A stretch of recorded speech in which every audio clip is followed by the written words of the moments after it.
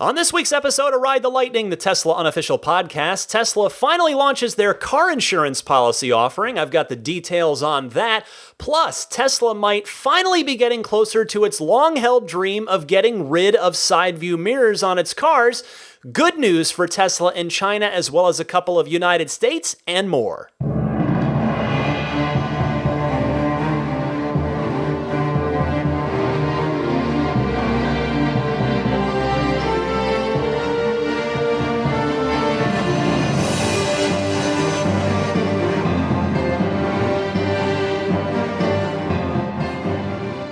What's happening, friends? Ryan McCaffrey with you for episode 213 of Ride the Lightning, the weekly Tesla unofficial podcast for September 1st, 2019. And Ed McManning it over on the couch to my left, Daisy the Boxer Puppy.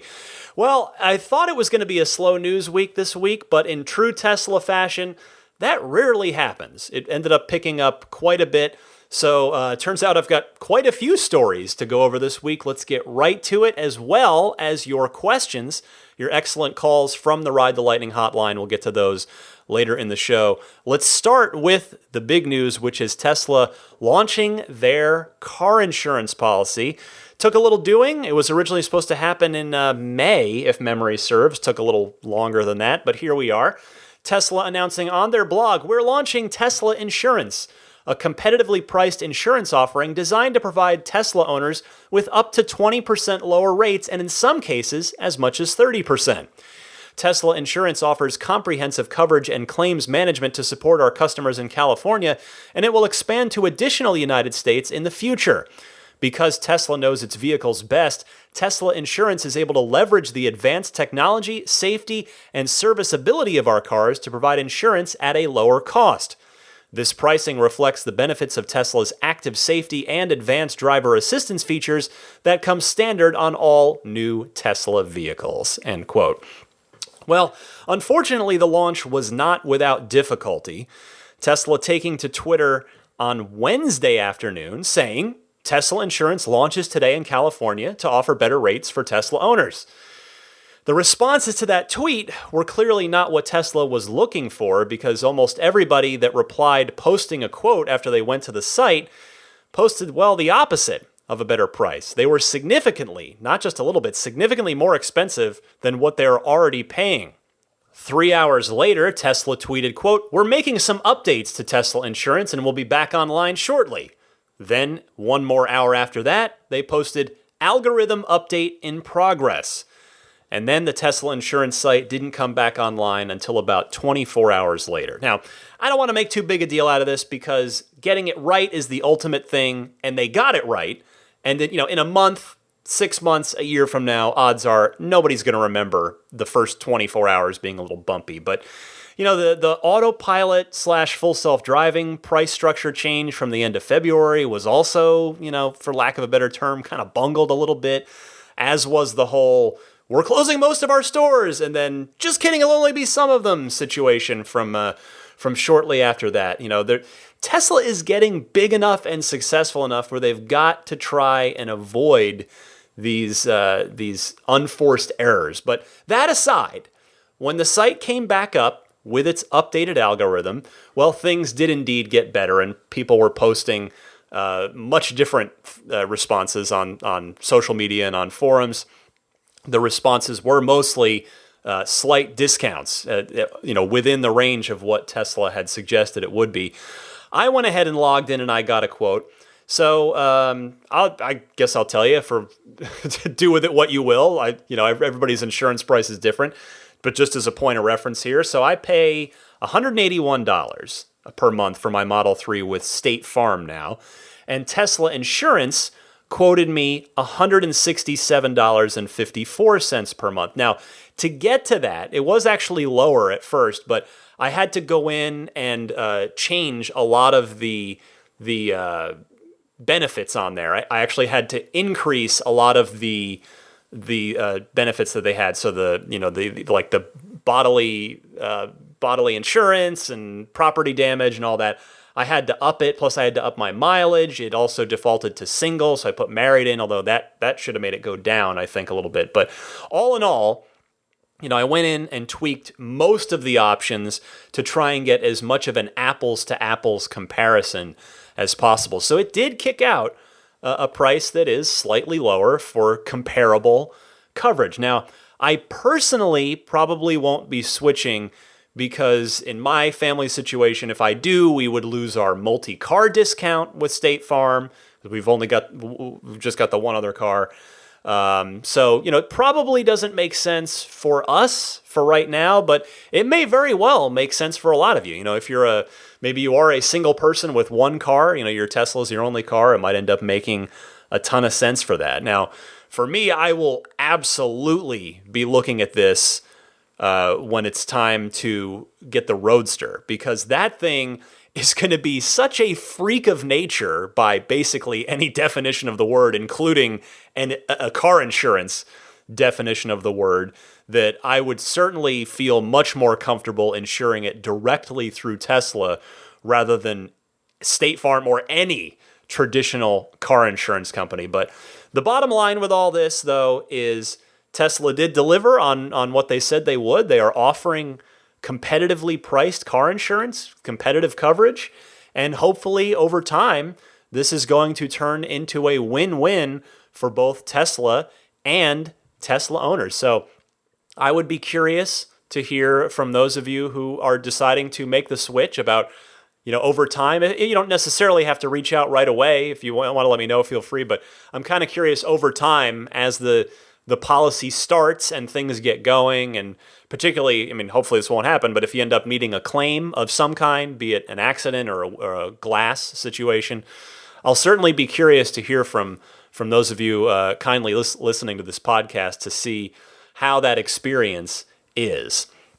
Well, next on the agenda here for this week's episode is music to Franz von Holzhausen and Elon Musk's ears, as the United States is going to be testing Sideview cameras as an alternative to Sideview mirrors. This story comes via Reuters. I saw it on Reddit, and they write this. The U.S. National Highway Traffic Safety Administration plans to test how drivers could use cameras to replace traditional rearview mirrors in automobiles, a technology already allowed in other countries. The planned test by the agency known as NHTSA would examine, quote, driving behavior and lane change maneuver execution, end quote, in cars with traditional mirrors and camera-based visibility systems, the department said in a notice offering the public a chance to comment. So there you go. This is absolutely fantastic news, and just great to see the U.S. government moving forward on this. Now, it obviously doesn't guarantee anything just yet, but hopefully the fact that other countries do already have this in place, that other countries have already made this happen, will increase. Pressure is not the right word, but, maybe help just grease the skids a little bit, move things along with the NHTSA to do so here in the U.S. Now, someone posted, in a related note here, someone recently posted a photo of the cockpit, the interior of the Tesla semi-truck. This is a recent picture. I wish I could remember who so I could give them credit.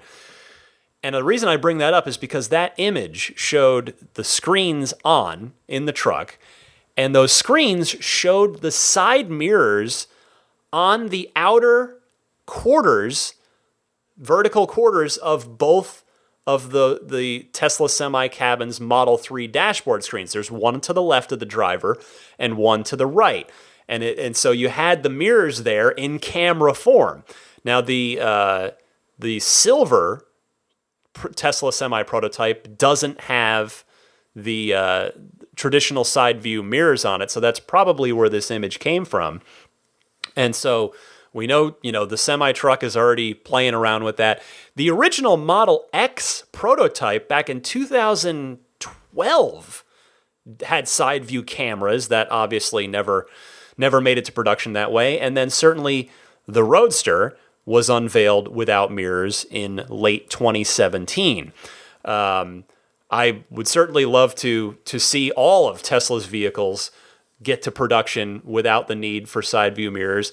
But I think it's especially vital for the semi-truck because that's such a key area of potential growth for the company. Yes, I mean, the Model Y is going to be a primary driver, but the semi-truck represents such a chance to disrupt another entire industry, and one that probably represents a pretty good chunk of pollutants, of pollution emission, on America's and the world's roads.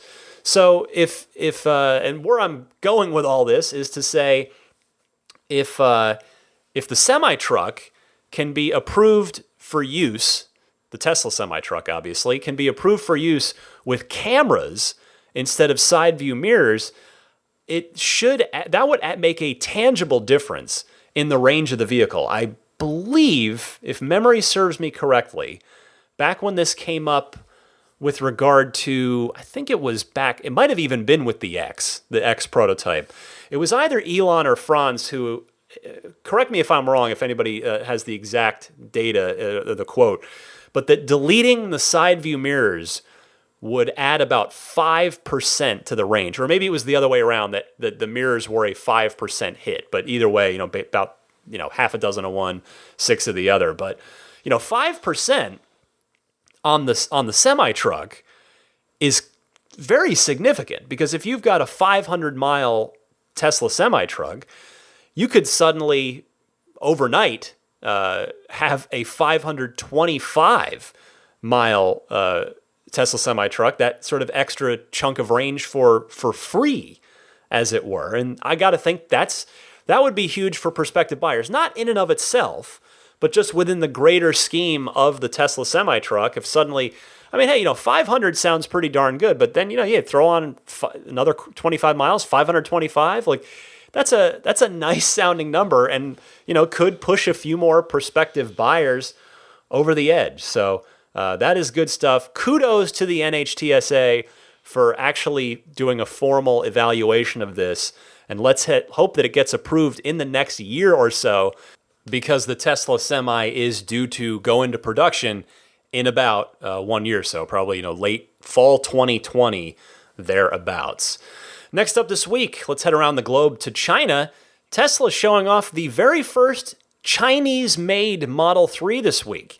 Elon Musk was there in Shanghai for the World Artificial Intelligence Conference, and at the event, they did have a black Model 3, the first one produced locally in China.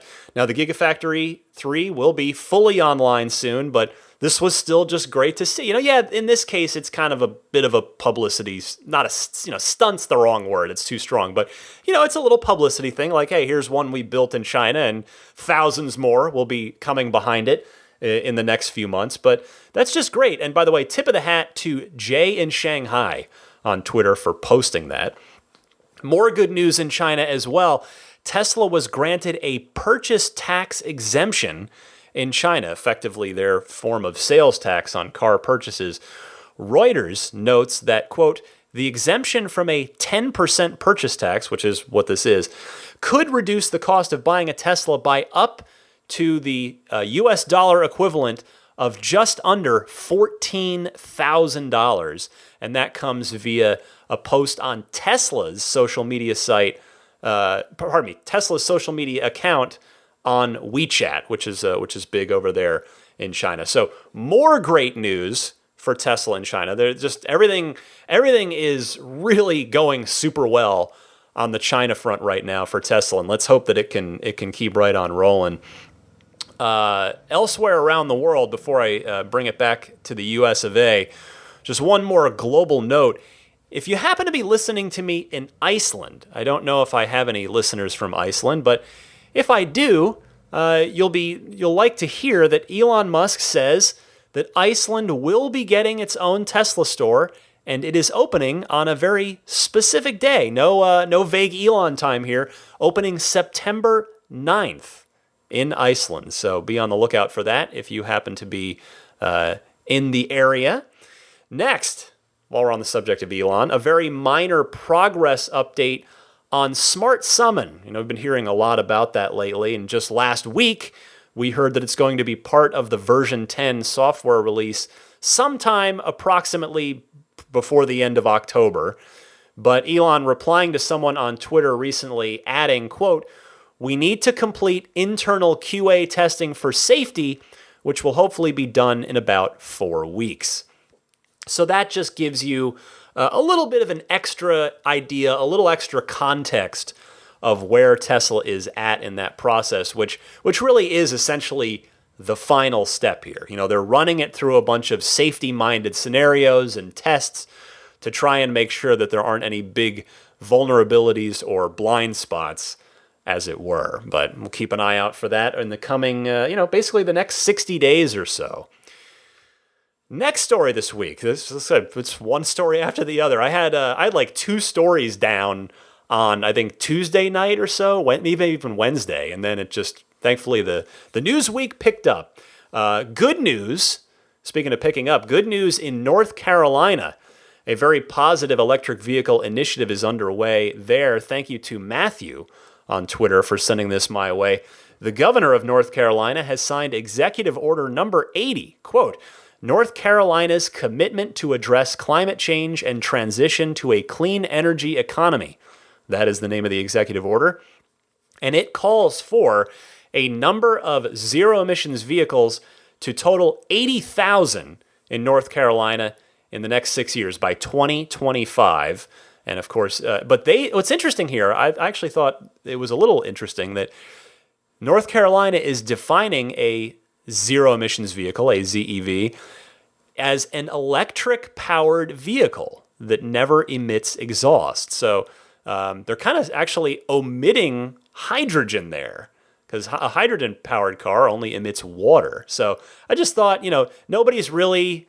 Toyota's got the Mirai, which is sold... Actually, I think it's leased here in California. I'm not sure if there are any other actively available hydrogen cars, but nevertheless, I mean, I'm certainly not disagreeing with this, but I just found it a little funny that North Carolina is really zeroing in on battery electric vehicles specifically. So that's pretty cool.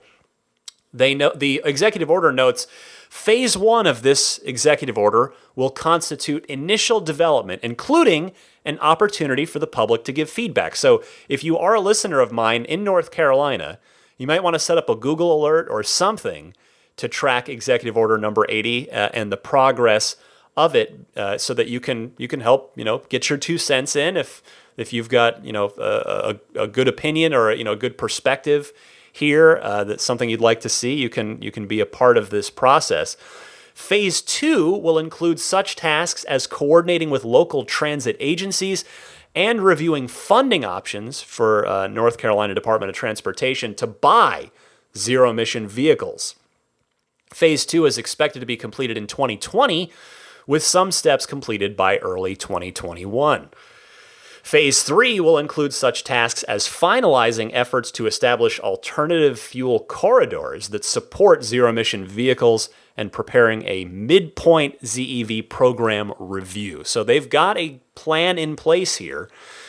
And I talked about it last week with Colorado. The more states that make a push to be friendlier to electric vehicles, by the way, just about any definition of that phrase is a good thing, the more, in my opinion, that wave of both public acceptance for EVs and the desire for them by the public is going to increase. And it will be just momentum that I think will continue to build state by state. So kudos to Governor Roy Cooper of North Carolina for taking action here. Let's hope the state, both its lawmakers and its population, put in the effort to make the governor's goal a reality. Now, speaking of good news in other states, Maine, quick note for you as well. Just before I sat down to record, coming in under the wire, thank you, Josh McHenry, for sending this in. Just a quick note that Maine now has just passed and made available a $2,000 electric car rebate. So that's great. Like I said, California here, it's $2,500. So $2,000 is nothing to sneeze at. That is really great stuff. So if you are purchasing in Maine, you should look that up. Have it front of mind as you plan out your Tesla or other electric vehicle purchase. Next, I want to just shift gears for a second. Phrasing, I guess, since Teslas don't have gears. But, I know I don't talk about other electric vehicles here by design. I'm interested in Tesla, but this story does relate to Tesla. I wanted to congratulate Porsche because they have become, or they are well on their way, they're on the doorstep of being the first company besides Tesla to really tangibly push electric vehicles forward in the performance department. And I've talked extensively about, my belief that the high performance that Teslas offer are a huge draw in helping people want to switch over. The fact Teslas are generally more fun than a lot of internal combustion engine cars, and that makes it a lot easier for people willing to take the plunge and make the switch. So, the Leaf has improved a lot with its second generation car. The Bolt, solid around town commuter. I'm not going to knock it. The I-Pace, I think, is a very nice looking car, unlike most companies that seem to decide they want to intentionally uglify their electric vehicle offerings. And yeah, you got the e-tron, which has it's a very traditional car, but in a one that people like. So it's got a nice interior, everything about it's very traditional, but it is a full 200 mile range battery electric that will hopefully help transition those internal combustion engine owners over maybe a little more gently. I mean, I've actually talked to a person here and there who they're kind of put off's not the right word, but I would say intimidated by the Tesla interior, just the extreme minimalism. So I think I think all of the current major electric car offerings do offer something good, but Porsche has taken the next step and finally posed Tesla a legitimate challenge, at least in the performance department. Teslarati noting that Porsche has announced that the Taycan, its first all-electric four-door sedan, had completed a lap around the Nürburgring in 7 minutes, 42 seconds, well below the company's own target time of just getting it under 8 minutes. What's more, a video of the run appears to show the Taycan prototype hitting speeds of 161 miles an hour on the track's final straight. With a time of 7 minutes, 42 seconds, the Taycan is only 4 seconds short of the record set by its stablemate, the Porsche Panamera Turbo S, which currently holds the record for a production four-door sedan on the Nürburgring. Behind the wheel of the record-setting Taycan was professional driver Lars Kern, who praised the vehicle for its stability and acceleration. Quote, "The Taycan is also suitable for racetracks, and it convincingly proved that here on the world's most challenging circuit. Again and again, I am impressed at how stable the all-electric sports car handles in high-speed sections, such as Kesselchen, and how neutrally it accelerates from tight sections, such as Adenauer Forst." That is the end of his quote. So this is great. I mean, the Taycan might not beat the P100DS in a straight line, but the track performance, specifically to a sustained track performance, is only going to, again, help convert more of those petrol heads, and I say that endearingly, over to electric cars. This is a really good thing for the EV movement. And I'll tell you, I wouldn't be surprised once Porsche officially unveils this car, which they're supposed to do this week, by the way, if we don't hear Elon Musk say something nice about the Taycan at some point. He'll probably have to be asked about it. But I would not be surprised, because this one seems like by far the most serious challenger to Tesla in the performance department. So there you go.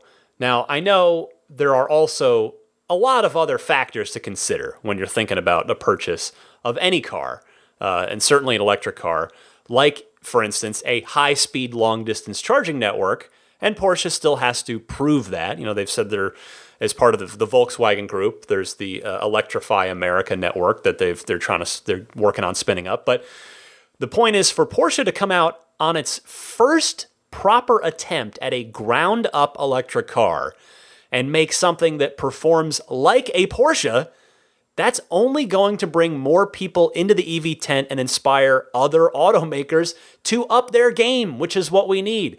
I mean, it's like I was talking about a minute ago with the EV-friendly legislation in state after state after state. It's a momentum thing. I really, really believe that. So good stuff from Porsche. Hopefully Tesla can find a way to leapfrog the competition out on the Nürburgring very, very soon. Finally this week, I want to end on a super fun note. John Carmack, if you don't know that name, let me tell you a bit about him. But he was on Joe Rogan's podcast this week, episode 1342, if you'd like to go listen to it. John Carmack is a friend of Elon Musk, and John Carmack is very much someone who I admire in the video game world. He is John made his name helping build. He was one of the key founders of id Software, the makers of Wolfenstein, Doom, Quake, and then Rage has been maybe Rage might not quite go among their pillars, but Doom, Wolfenstein, Quake, and John Carmack became wildly successful, as he deservedly so, made millions of dollars, and decided to do rockets in his spare time. This is a good 10, 15 years ago. Armadillo Aerospace was the name of his venture. And now he works, he left id Software some years ago, and now he is an executive doing, he's helping push tech forward at Oculus. So he's working in virtual reality. And John is a man who, in my opinion, so I've met a few people that struck me as genius caliber intellect in the course of my career. Elon is certainly one of them. I had obviously the privilege of interviewing him recently. John Carmack, I did get to meet and interview it was during the development, during the sort of promotional run up to Rage. And I think Rage was 2011. So yeah, it's a good probably 8 or 9 years ago that I met John Carmack. But when I did interview him, and I think there might be tape of it somewhere on my OXM podcast, but anyway, it's probably shouldn't listen to it because I'll bet I was probably not good at interviewing back then. But John struck me very much as genius caliber, and I would always read John's blogs. They were called plan files back in the day when a lot of game developers would post up blog type things. And yeah, John is basically a human computer, and I say that in the very nicest of ways. So he is, I think, intellectually Elon's equal in a lot of ways, very much on that same wavelength. And so it was really cool to hear John talk about Tesla on Joe Rogan's show, especially now that Joe has his P100D Model S. So I wanted to play you a clip from the interview. It's a two-hour conversation. But here is a 5-minute chunk of John Carmack talking with Joe Rogan about Elon Musk and about Tesla. Enjoy.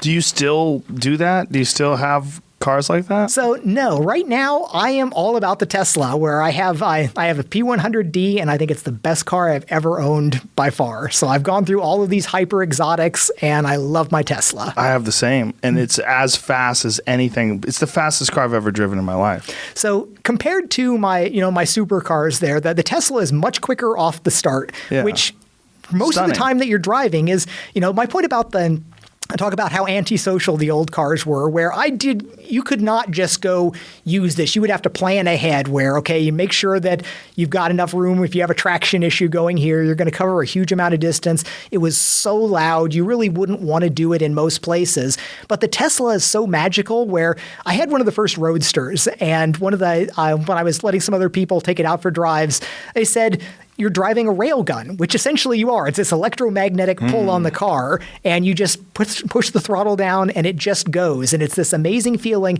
and it's not antisocial. Every stop sign you stop at, you've got traction control. It's not burning rubber. Right. You can just floor it every time you stop, and it's amazing. It just brings a smile to your face. It is this happiness machine. Well, the stunning acceleration is so confusing to people. My wife hates it. I've had people in my car, and I go, "You ready for this?"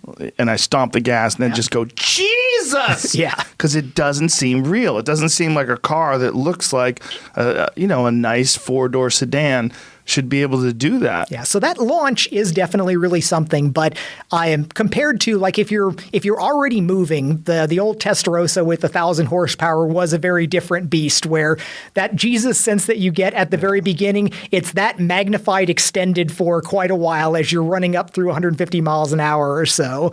And I'm signed up for the next Roadster. When is that supposed to come out? So, I wouldn't put too much, they'll probably slip. The Tesla is like, like game companies and so much of the other stuff. I think they were saying it might be, I don't want to mistake. We should probably look it up here, but I'm on the list. It's going to get here as soon as it can. And I want the Rocket Boost edition also with the extra compressed gas tanks. Yeah. What is that going to do? What is that extra Rocket Boost thing? So the idea is that cars with this much power are completely traction limited, especially at launch where you have no aerodynamic forces. So you could have infinite horsepower and you're not going to get off the line to 30 miles an hour any faster than what the P100 will do given the same amount of tires. So there's a few things that you could do with that. You can be like a rocket. You can throw something out the back so you need no traction at all. Rockets don't they don't require traction. They don't even require air. They can work in space. So most rockets, of course, have all sorts of propellants you really don't generally want to be around that are either cryogenic or toxic or generally problematic. But the idea here is that for SpaceX, they've developed a lot of these really cutting-edge, state-of-the-art compressed gas tanks, which are the same types of things you use for compressed gas vehicle tanks, except much higher, much more mass efficient. So the idea is you just fill them with air, pump them up, and it's like an enormous balloon. You let go of the balloon, it flies around the room. When you've got 10,000 psi of air in, you put a rocket nozzle on it, and essentially you just open the valve, and it can push you forward with an almost arbitrary amount of thrust. The amount of thrust is only determined by how big the throat of the rocket nozzle is, which means that sometimes you see these industrial accidents where if like the end of a compressed gas tank falls off, it's got a hole like this big and all of the gas is coming out of there. It all blows out in a very short amount of time, but that can launch those bottles like really high into the air through walls. It's limited only by how big of an outlet you want to get it. I don't know what they're speccing this as for how much they can do, but there's an interesting thing about that where you can have it just throw the thrust completely horizontally, but I suspect it would be slightly better if they angle it up a little bit so you get a little bit of downforce so you can both steer better. But in the early things, especially on the Roadster, you've got more torque available from the electric motor than you have traction. So you would wind up with net best acceleration by a little bit of downforce so the engine can actually throw all of its power at it from the electric motor, and then all the rest of it is horizontal thrust. Now, ideally, of course, you would gimbal it, and then you could start moving it around and vary your downforce and thrust. And you could take this all the way where you put them on all four corners and you could bunny hop your car. Figure out that's not spec for the current vehicle, but you could take that exact same system, put more of them on there, and you could control that, which is like all the work that I was doing in rocketry started out with these computer-controlled rocket vehicles that would use the rockets and steer them under control. And they could sit up there in the hover, kind of right in front of you, move around, translate, and land. And you could totally do that on a car. You wouldn't be able to do it for very long, but the idea of being able to make sort of a Batmobile leap or something to be able to, it's like, get away, get over something, that is plausible and would be interesting to do. First of all, I want to note how much I adore the obvious giddiness in John Carmack's voice when he's talking about this stuff. It's just like me, just like us, all of you, me too, where we just get super excited talking about this stuff. And I love hearing that. But a couple of quotes from John there. I loved how he says, "You're driving a railgun with a P100D or the original Roadster too." Is actually, I think, is what he was referring to there. What people were telling him when they would be in the car, but. What I found that funny because this is a guy, if you're familiar with his games, Carmack is a guy that helped made railguns famous in video games, in Quake 2 and then Quake 3. The railgun is one of the most popular and sort of most legendary weapons from those two games. So I thought that was pretty cool. And then he said, quote, "It's a happiness machine," which I just could not agree with more. And also, he says right there, he likes it better than just about all the other supercars he's had. And it sounds like John's had a lot of them over the years. And then he perks up even more when he's talking about the 2020 Roadster and the SpaceX package. Like, he can't wait to get that thing. Like, he is like a kid waiting for Christmas morning with that thing. You know, what's cool is when he discusses what the SpaceX package might be like in practice. The reason I played him talking about that is because, again, Carmack is such a smart guy. He is an engineer, effectively. You know, it's a bit of a different kind. It's more of a software engineer, but he knows. But he's done space stuff, so he knows exactly what he's talking about when he's describing what the SpaceX package could be like. I'll tell you, I've had John Carmack on my wish list for IGN Unfiltered, which is my monthly sort of long-form developer interview series that I do at IGN. I've had him on my wish list for a while. Haven't been able to get him, but hopefully one of these times. And I'll tell you, if I ever do, I've got to also get a little extra time, sit him down, and talk Tesla with him for this podcast.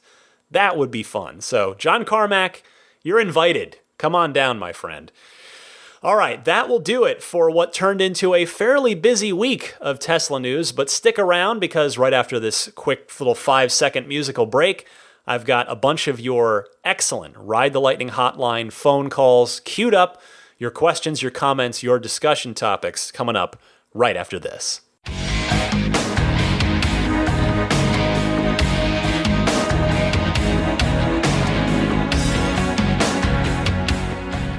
I invite you, I welcome you to participate in the Ride the Lightning hotline. If you'd like to call in, there are two easy ways to do that. You can either use your smartphone's built-in voice recording software, record me a 90-second or less question, if you please, so I can get to as many each week as possible, and then email that file to me at teslapodcast@gmail.com. And then the second method is to call in and just leave a message on the Ride the Lightning hotline, which is set up for this.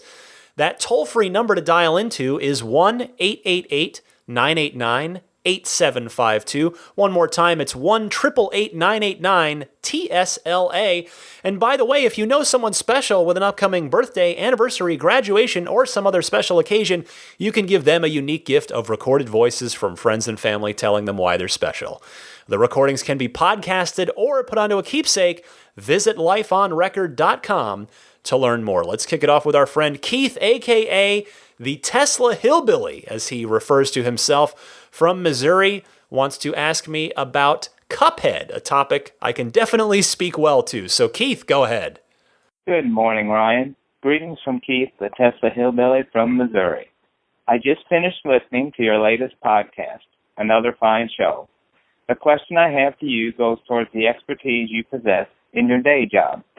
With the soon-to-be-released version 10 software update from Tesla that includes Cuphead, which will require a game controller, can you recommend a couple plug-and-play units of good quality and reasonably priced for our Teslas?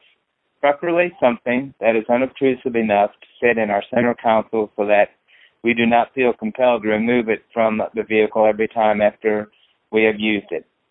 Thanks again for not only your insights, but from those of your listeners of the Tesla community who add to the quality of your podcast. Also a nice tribute to Maggie and her memory today. Be sure and give a pat to Daisy for me also. Have a great day. I am happy to help you out on this, Keith. And by the way, thank you for the kind words. I appreciate that. To answer your question, I personally think the Xbox One controller, which you will need a USB cord to go with that, I think that's the way to go. It's just a really nice build quality. The triggers feel really good, and so do the thumbsticks.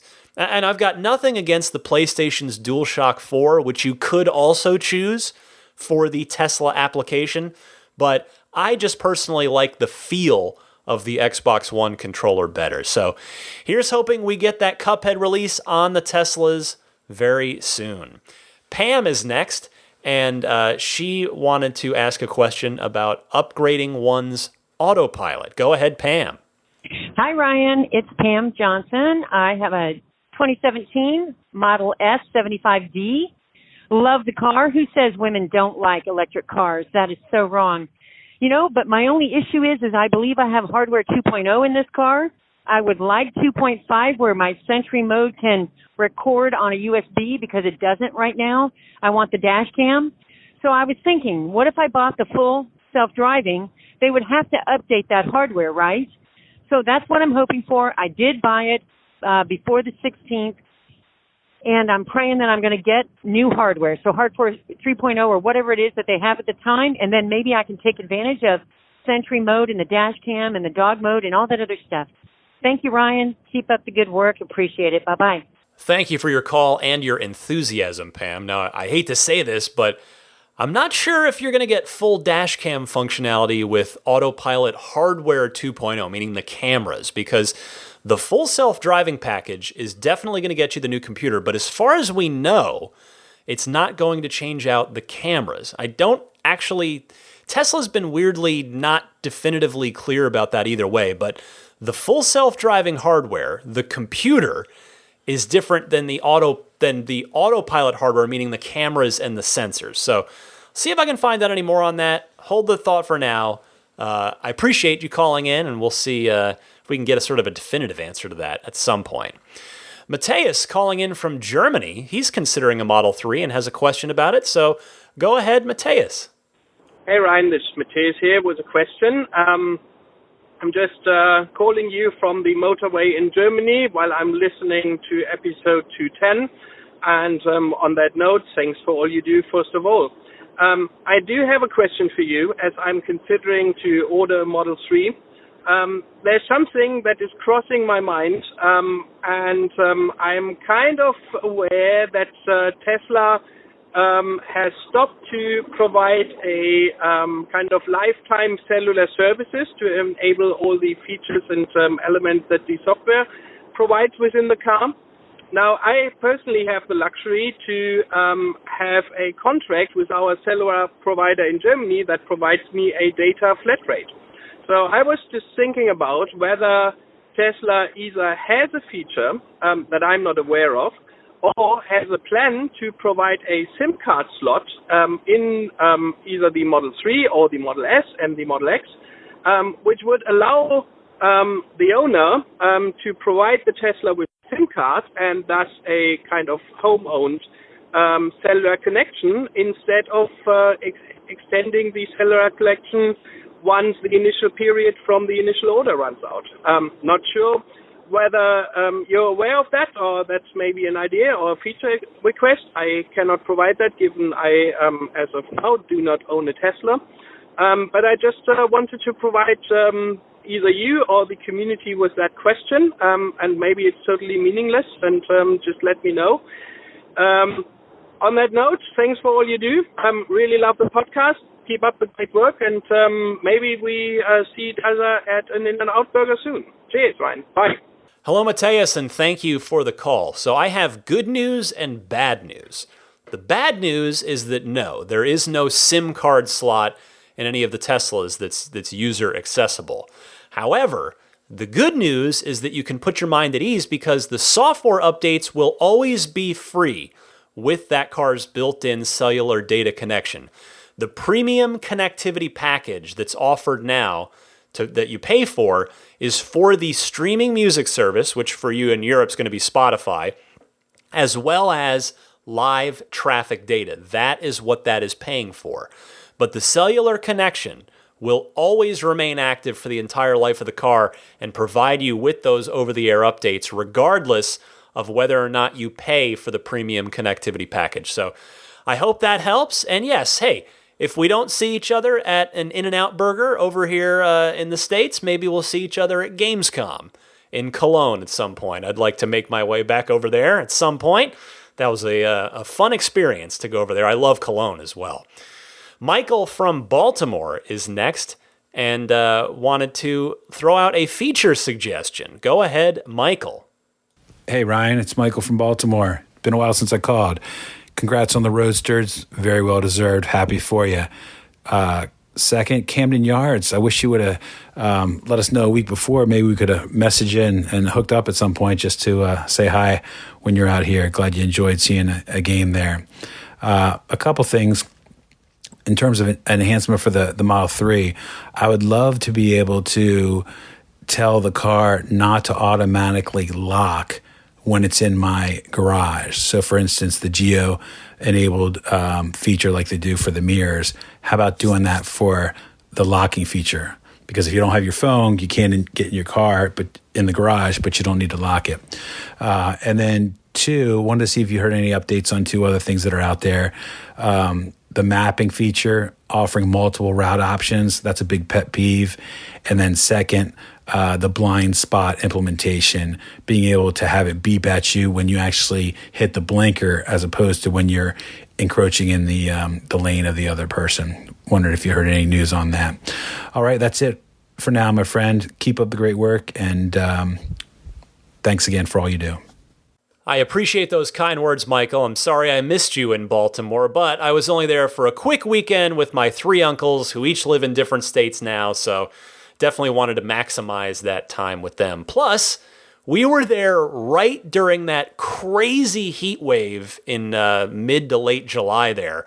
So it was so darn hot. I don't think you'd have wanted to come and say hi. It was roasting, but plus the humidity too. Anyway, hopefully another time. To your questions, yes. I feel like someone else may have just called in with that recently. I don't know. It sounded familiar, but maybe I'm just imagining it.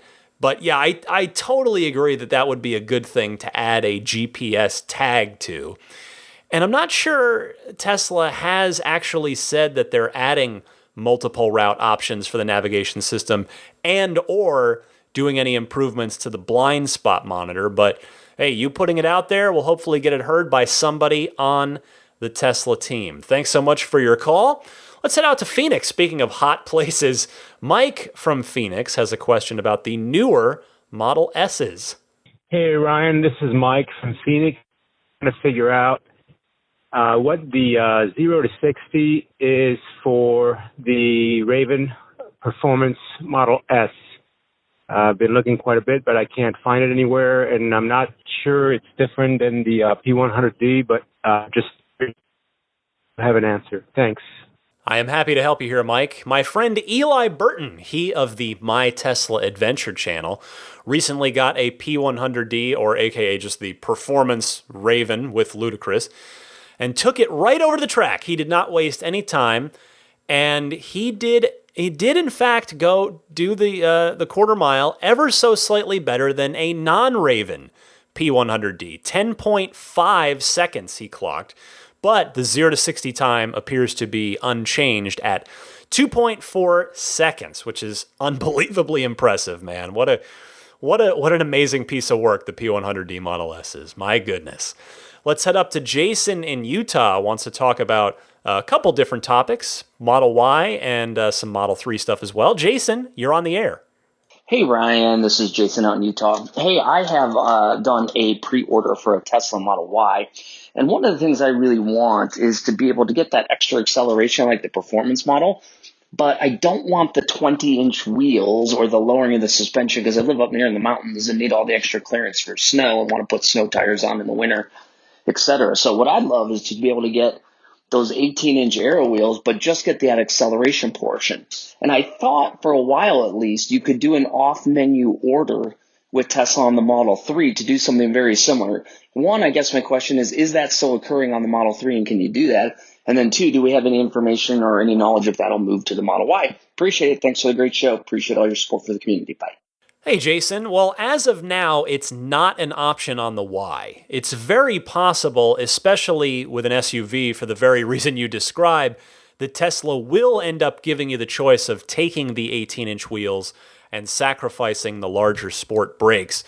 But for now, we have to go by what's on the Model Y Design Studio, and as of your call, it shows the 20s as the only option.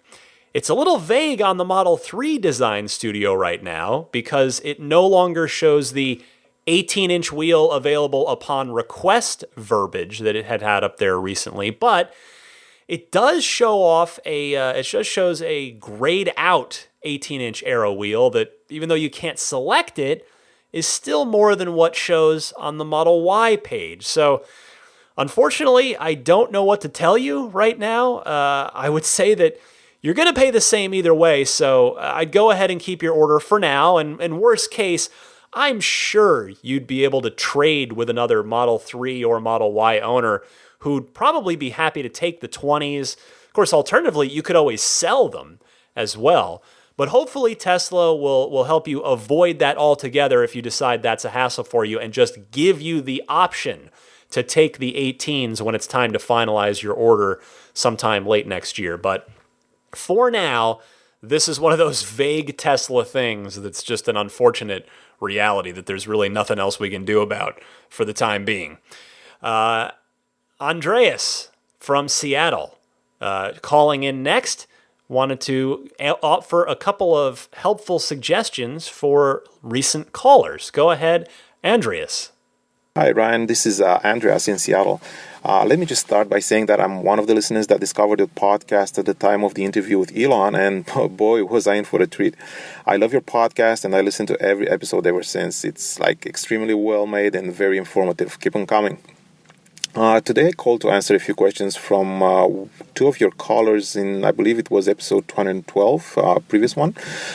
First of all, answering Andy's question with regards to the voice commands where there is a delay after activating it and nothing happens.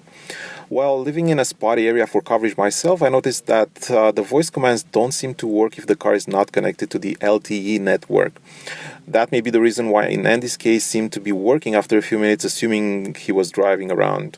And secondly, to answer, I believe it was Michael's question about the Stadia and in general gaming for Tesla, a few weeks ago I discovered that there is a website maintained by the Tesla community that contains a great collection of games and which can be played on the Tesla.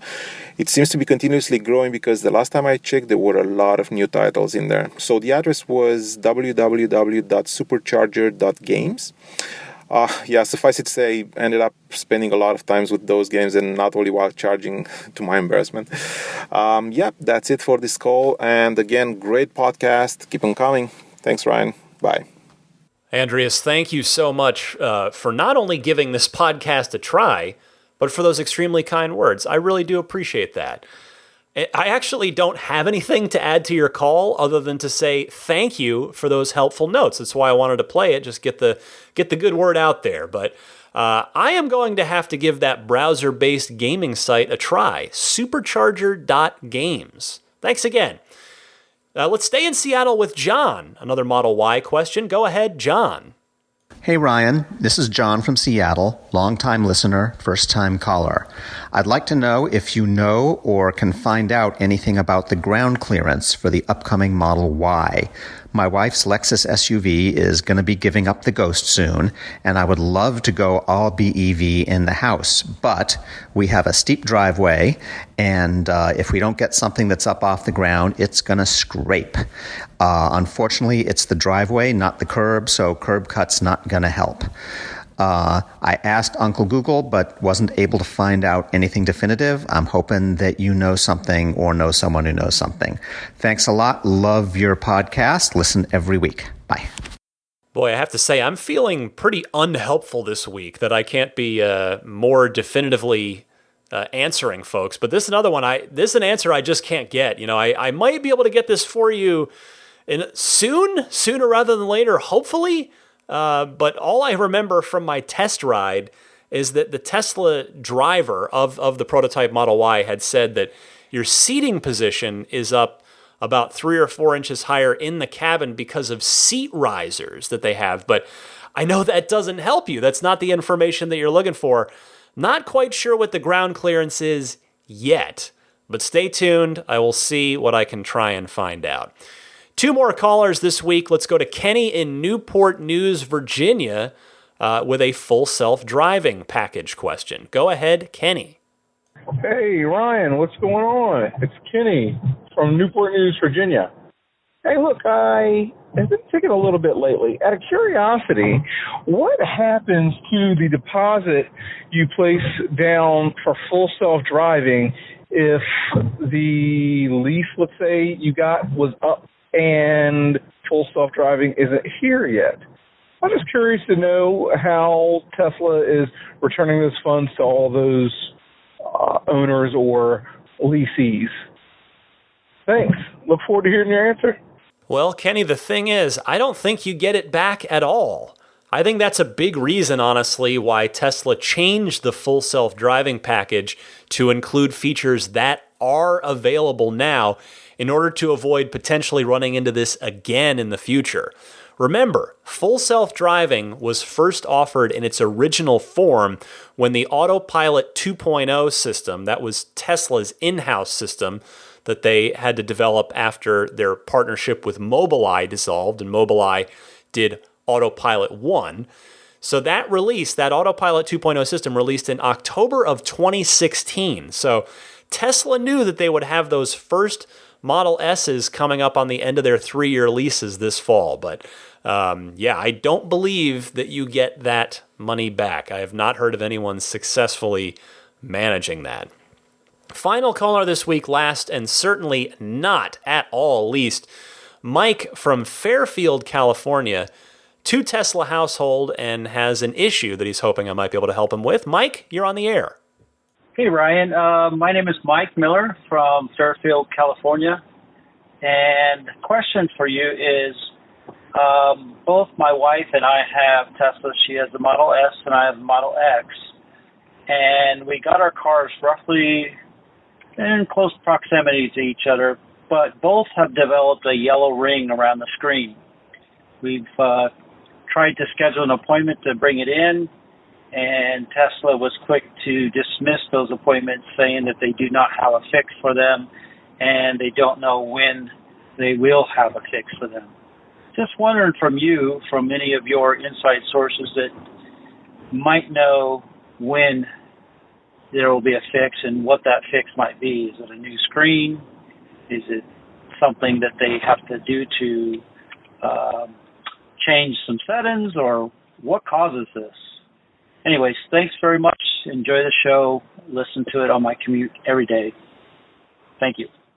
Mike, I believe I can help you here. I'm not sure when you last tried to get this addressed at your service center, but I would kindly encourage you to please try again, because the fix has been rolled out. It involves taking a UV light to the screen for a while. I have seen documented proof that the fix has been performed for people and that it works. So hopefully if you make another appointment now, they should be able to help you out. Good luck with it, and thanks to everybody for calling in. Again, I sincerely appreciate your participation in this podcast. I really think it adds a lot. So if you've got a question, comment, or discussion topic as it pertains to the world of Tesla, I would love to hear from you. So give me a call either at 1-888-989-8752 and leave a message, or you can record something on your smartphone's built-in voice recording program, and then email that file to me at teslapodcast@gmail.com. Coming right up, I'll tell you how my service center appointment went this past week, and I'll get to your pro tip of the week as well right after this.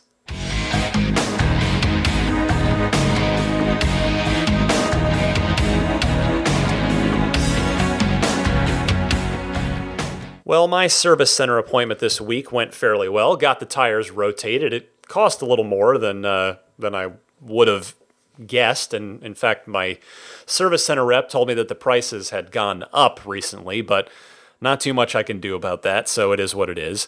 Unfortunately, and then I did get that taillight swap. That was the inner left taillight that was a little bit, sort of just a little loose in its housing. It worked fine, but they took care of that under warranty. But then the seat, the discoloration from the black seat belt on the rear seat where my daughter sits on the passenger side. So they tried to clean it off with some Meguiar's brand stuff that they had. Nothing didn't come off.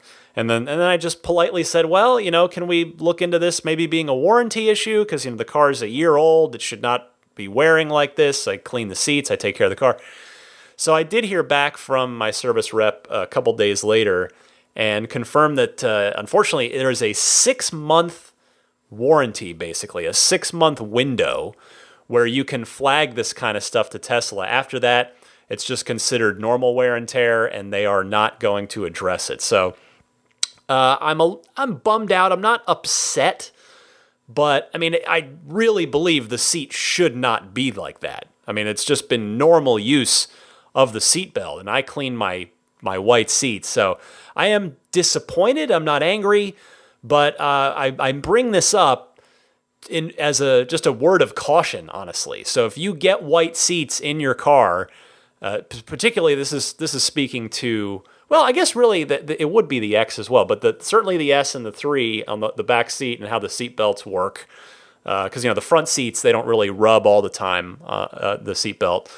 So keep an eye on it if you go with the white seats in your Tesla, and if you see anything start to develop on there, you could try to clean it off, but if it doesn't want to come off, let Tesla know. So then they'll need to make sure to address it if it happens within that first 6 months you have the car. So a word of caution there for anybody that might be helpful to. The other thing I wanted to mention this week doesn't relate to me and my adventures in my Tesla, but a listener named Jason wrote to me and sent me a dashcam video. And I'll tell you, this was a crazy dashcam video. He's got it on YouTube, but it's of a motorcyclist. I don't think there's any other way to say it other than road rage. I mean, this was road raging against Jason. So Jason's in the left lane, which is the diamond lane, HOV lane, which he's able to be in his Tesla with his stickers here in California. This is where this took place. And so he's on autopilot, straight, dead center of that left diamond lane, that HOV lane. And he posts the video up, first of the right repeater camera of the motorcycle coming up, then the front camera. And something got under this motorcycle rider's skin. I think he thought the Tesla should have gotten out of his way and nudged over to help let him through, or what. But he starts flipping the guy off, and then he's like pointing at his head like, kind of a think McFly think thing, and he backs off and then roars up and repeats the same thing twice, does the same thing 3 times, this whole process. And I just couldn't believe it. It's like, this guy has some serious anger issues, number one. But the reason I bring this up is because I thought, well, you know what? Let me send this to Elon if I can catch him online. And I don't know if I did or not. I posted fairly recently after Elon had tweeted something, but I didn't get a response. So I don't know if he saw it. But I thought I would probably try to make a proactive suggestion out of it, which is, I thought, well, maybe it would be useful to have some sort of indicator to other vehicles that autopilot is engaged. So then that would tell other drivers, hey, this car is gonna, it's gonna be locked in. It's not gonna be drifting around. It's gonna do its thing. We got a driver assistance feature activated here, and maybe that would be a helpful thing. So I thought, well, maybe if it just blipped the hazards, because the hazards are just the steady blink of both of them at the same time. Maybe just a quick blip every 5 to 10 seconds, just to kind of tell people, oh, okay, this car's got something going on. But a few other people replied with a way better idea that I think what I would love to see, and also it's pretty perfect considering how pop culturally aware Elon and Tesla in general are, and that is to take the third brake light, which on the Model 3 is, it's about kit from Knight Rider, or and on the actually on the X as well, and then on the S, it's the strip on the top of the rear glass across the whole car. But you could do a kit wave, just have the woo woo, just the back and forth of the LED lights to let other people know, hey, this car's got autopilot on. And then, of course, if you need to use the brake, it would just light the brake up, brighter, and the whole strip as usual. But yeah, I thought those suggestions in reply to me of using the Knight Rider, the kit thing from the front of the car on the third brake light as a way of letting people know that autopilot is activated. I think that would be super cool, and I think it could be really beneficial too, because eventually word would get around. Like, people wouldn't, like maybe that same motorcyclist, if that feature existed, maybe he wouldn't know about it, but in time he'd see enough of those cars and maybe either figure it out or Google it when he gets home. And I think word would get around eventually to other, the community just in general, other drivers. I won't zero in on motorcyclists specifically. And obviously, by the way, this motorcyclist was clearly an exception to the rule. I don't in any way mean to generalize all motorcycle riders. If you're curious, by the way, I had thought that lane splitting was illegal here in California. I went and looked it up though after some people were asking me in reply to my tweet, like, "Oh, is it legal? What's the driver of the car supposed to do, if anything?" Turns out it's neither illegal nor legal in California. Basically, the state just looks the other way and says everybody needs to behave safely. So I don't know what would happen if there'd been an accident, if there'd been a situation, who would be at fault. And I know there are states where it's legal and there are states where it's illegal.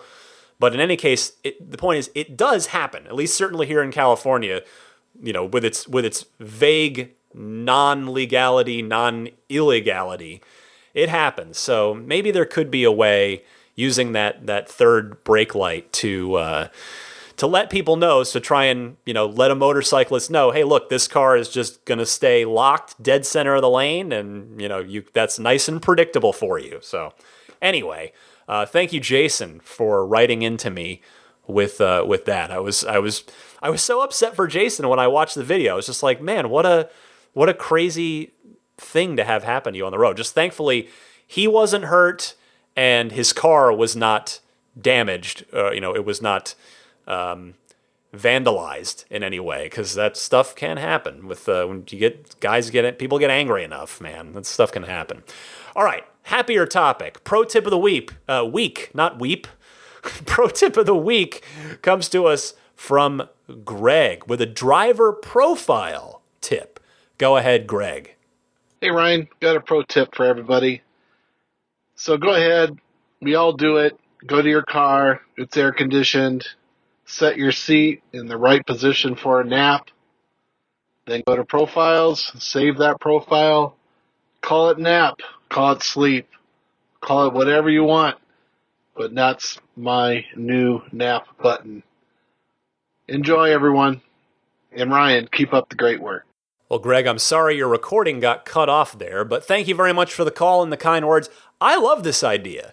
It's great for supercharger naps on long trips or, other times when you might need or want it as well. So cheers, Greg. Thanks for that. And if you would like to send in a pro tip of the week, something you've learned about your Tesla that might not be obvious, might not even be in the manual, go ahead and send it in the same way that you send in the Ride the Lightning hotline phone calls.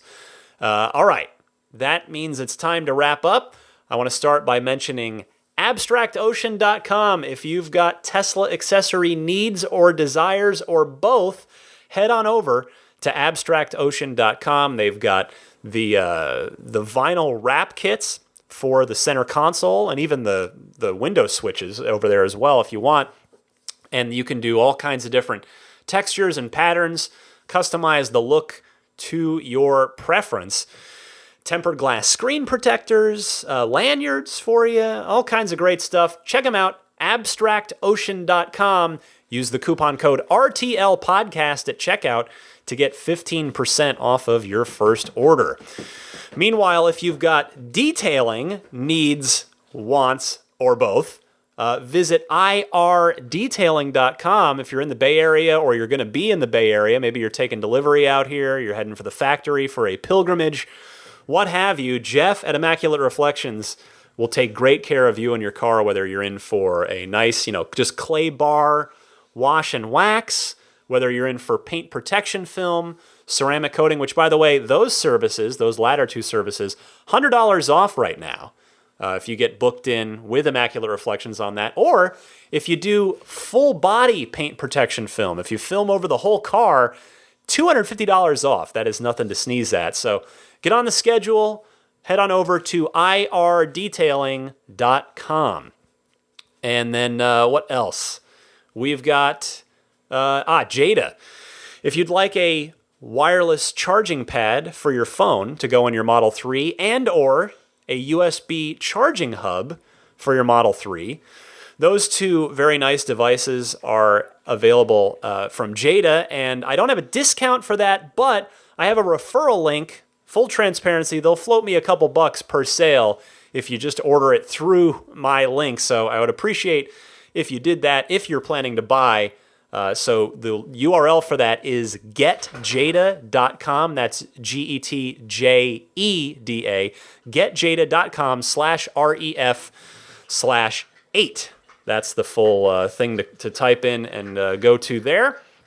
Meanwhile, let's see. The old Patreon. That is the number one way you can support the show on a, of course, purely voluntary basis. You're under no obligation. Nothing will ever be walled off from you. The show comes every Sunday, 9 a.m. Eastern Time, 6 a.m. Pacific. But if you'd like to go the extra mile for me and support my efforts here through Patreon, that would be sincerely appreciated. Even if you'd take a look at the Patreon page, I'd be grateful. You can find that at patreon.com/Tesla Podcast. Patreon spelled Patreon. And that link is always available in the show description notes if you ever need it. And with that, I will humbly request that you subscribe to the podcast if you don't already. That's not a money thing. It's just a convenience thing so that the show pushes out to you each week. You can subscribe on iTunes/Apple Podcasts, Google Podcasts, Stitcher, TuneIn. That's TuneIn's in your car, by the way, so you can listen in your Tesla. I'm on Spotify. I'm also on YouTube, just audio only on YouTube. So check all of those out. Whichever way you prefer to get the podcast, it's there for you. I'll end by thanking the Patreon producers, the wonderful folks supporting me at the producer tier, which gets them a few extra perks on top of course, just the kindness of them supporting the show. They do get something in return from that. A few things, in fact. You can learn more on the Patreon page that I told you about a minute ago. But Pete White, Wolfgang Obergen, George Cassiopo, David Brander, Jonathan Wales, Alexi Heft, Logan Willis, Matthew Parra, Michael Lester, Robert Miracle, Jason Chalukas, Joe Edgel, Tim Hyde, Marcus Mayenshine, Lars Hoffman, Lawton from Chicago, Peter Chalet, Rome Strack, David Vakil, Ulrich Lassa, Luke A., Eric Randolph, David Nondahl, Gabriel Salays, Jerry and Mary Smith, Brian Hope, Bill Royko, Lyle Austin, Joel Sapp, Dorian Steve Guberman, Luxendary.com, Michael Waddle, Daniel Grummer, Josh, Jeremy Harris, Tesla Owners Taiwan, Jeremy, Rob Brewer, Ron Lee, Larry Lynch, Chris Konesnik, John Cody, Matthew Wright, Aaron Appleby, Charlie Gillespie, Kaz Barnes, Neil Weaver, David Perella, Sunil Joseph, and Dennis Peak. Thank you all very much for your Patreon producer level support. It makes a huge difference, and I do sincerely appreciate it. If you can't tell, my voice is barely hanging on. I'm finally over. I ended up having to go to the doctor this week. I was just run down and miserable, and got diagnosed with a sinus infection, so that was fun. I've got my sinuses pretty well drained, but there's just kind of that little kind of dry throat, little dry cough still going on. So if I push my voice a little too far, I get that reactionary cough that I can't stop. So hopefully my edits were clean enough. Normally I don't really edit myself talking at all on this podcast. It's just I want it to be as if it were live. But there were a couple of times I had to stop because I just coughed mid-sentence and had to go back and just take it again and splice it. So hopefully you couldn't even tell. That's my goal. But hopefully I'll be back on top of my game next week. I got summoned for jury duty next week, which, hey, I'm not against the principle of it, but I've got so much going on at the office and at home, and I am hoping that I don't get chosen this time. I've lived in San Francisco for 8 years. This is the 4th time I've been picked. My wife, conversely, twice. So I don't know. I guess I don't know if I can really complain. I know it's not a thing I should be complaining about, but yeah, I already have 1.5 jobs between not counting my family. You know, my IGN and this. and then the whole being a husband and a dad thing, but we'll see what happens. Hopefully everything will go smoothly next week, one way or the other, but thanks all of you for listening. I wish you happy electric motoring. Hope you have a wonderful week, and I will see you back here next week.